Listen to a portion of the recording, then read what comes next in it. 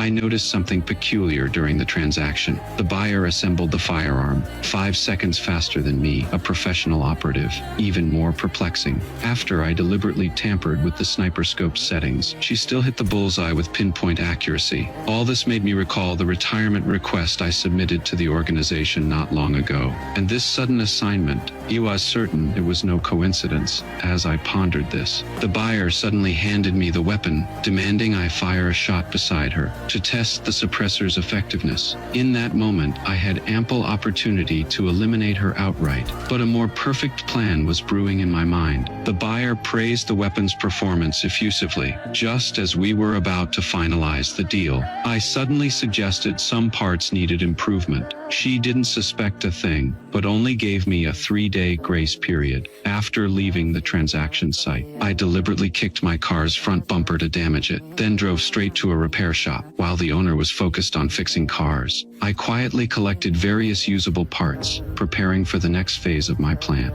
Back home, I immediately began dismantling these parts. I placed the stolen metal washers on the workbench and hammered them repeatedly until they achieved the desired shape. I intended to use this scrap to replicate an identical weapon. Next, I precisely cut the stolen steel pipe into 12 segments and assembled them with the machined washers. Finally, I fitted a custom casing. A perfect replica silencer was complete. To pair with this silencer, I specifically purchased a second-hand firearm from the black market. After completely disassembling and reassembling it, it appeared indistinguishable from an ordinary gun. Yet every component had undergone meticulous adjustments. Now came the most critical part. I filed the bullet tips flat with a rasp, drilled a tiny hole into each one, then carefully injected a few drops of mercury. Even if these modified bullets missed vital organs, the mercury's toxin could deliver an instant, lethal blow. 3 days later, the transaction proceeded as scheduled. Just as I handed the modified bullets to the buyer,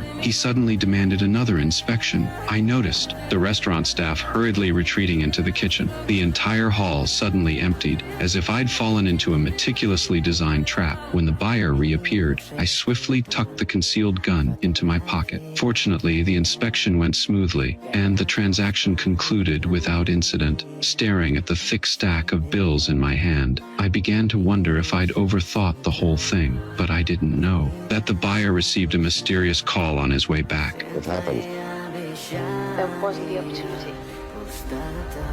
Find one. I'm following you now. Late that night, I hesitated about confessing the truth to the buyer, but what happened next made me abandon that thought entirely. I realized that from the moment the deal closed, I had been followed. I deliberately ducked into the shadows of a street corner, drew my pistol and quietly circled behind the tail. Just as I was about to pull the trigger, a motorcycle suddenly sped past, disrupting my plan. The assassin escaped by the skin of his teeth. This mishap confirmed my suspicion. The organization was determined to eliminate me completely. The next morning, as I packed my bags, preparing to take my wife away from this troubled place, I had no idea a sniper rifle's crosshairs had already locked onto my head.